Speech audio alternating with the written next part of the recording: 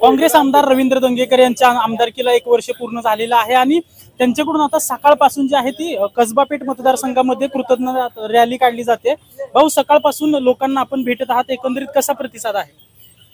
मी रोजच लोकांना भेटतो, पण आज कृतज्ञता व्यक्त करण्यासाठी मी ज्येष्ठ नागरिक असतील, महिला भगिनी असतील, व्यापारी वर्ग असतील, नाभिक असतील, चर्मकार असतील, फ्रूटवाले असतील, गाळेवाले असतील, केळीवाले असतील आणि जे गणपती मंडळ असतील, नवरात्र मंडळ असतील, त्यांना भेटतोय आणि त्यांना कृतज्ञता व्यक्त करतोय की तुम्ही होते म्हणून मी आहे, ही माझी भावना त्यांच्यापुढे व्यक्त करतोय। आणि सकाळ 6 वाजल्यापासून माझा हा कार्यक्रम चालू आहे। आज जेवढा झोपेपर्यंत मी लोकांना भेटणार आहे, लोक आशीर्वाद देतात आणि त्या आशीर्वादामागे शक्ती वाढते, ऊर्जा वाढते आणि त्याच्यापेक्षा जास्त बोलतात। नक्कीच आपले जे विरोधक आहेत भाजपचे, त्यांनी आपल्यावर गंभीर आरोप केलेले आहेत की कसबा पेठ मतदारसंघामध्ये किंवा कसबा पेठेचे लोकप्रतिनिधी ब्लॅक मॅजिक करतात, ब्लॅकमेलिंग करतात आणि अधिकारी, महापालिकेचे अधिकारी प्रचंड दबावात आहेत। बघा, मी अजून 10 बाय 10च्या रूम मध्ये राहतो आणि जे माझ्यावर टीका करतात ना, माझ्या वडिलांचा चुन्याचा व्यवसाय होता आणि मी शेतकरी आहे आणि जे माझ्यावर टीका करतात ना, त्यांचं घर जाऊन बघा कसं आहे ते, त्यांचं घर बघा जाऊन। त्यांच्या वडील भांड्यावर पैसे नाव टाकत होते, माझे वडील चुना विकत होते, मी त्याच रूममध्ये, आणि त्यांचे वडील भांड्यावर नाव टाकत होते, त्यांची परिस्थिती बघा। आणि मग कोण गुन्हेगारी करतं, कोण ब्लॅकमेलिंग करतं, कोणी स्टँडिंग कमिटीचे पैसे चोरले, कुठले सभासदून घरी येऊन भांडले, तिथं तुम्ही तपास करा।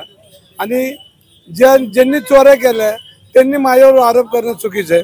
मी छत्रपतींचा वारसा असलेल्या मतदारसंघात निवडून आलो आणि मी क्षत्रिय आहे, त्यामुळे रस्त्यावरून लढणं हे माझं काम आहे, अन्यायाविरुद्ध आवाज उठवणं माझं काम आहे आणि रस्त्यावरून काम करणारा मी कार्यकर्ता। त्यामुळे वेळ प्रसंगी मला एखाद्याला जर माझी स्टाईल दाखवायची असेल ते दाखवायच लागते। जी भाषा समजते ती भाषेत बोलायला पाहिजे। ज्या वेळेला मागच्या महिन्यामध्ये पाणी पुरवठ्याचं आंदोलन झालं आणि एका पत्रकाराला माईक तोडला, बेदम माझ्यासमोर मारहाण केली, त्यावेळी मी भांडणार ना।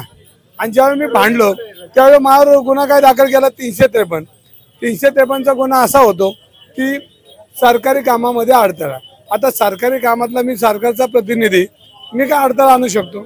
पण हे पोलीस खातं, भारतीय जनता पार्टीची लोक चुकीच्या पद्धतीने माझ्यावर खोटे गुन्हे दाखल करतात आणि हे खोटे गुन्हे दाखल करून त्यांना पाठ ठोकटून घ्यायची तर घेऊ द्या, पण ही जनता माझ्या बरोबर आहे आणि जनतेचा आशीर्वाद माझ्या पाठीशी, तोपर्यंत मला कोणाचीही गरज नाही। जनता हाच माझा श्वास आहे। भाऊ, शेवटचा प्रश्न, आपण यापूर्वी सांगितलेला आहे की मी काँग्रेसचा हिरो आहे, काँग्रेसचा हिरो पुणे लोकसभेच्या रणांगणात उतरणार आहे का?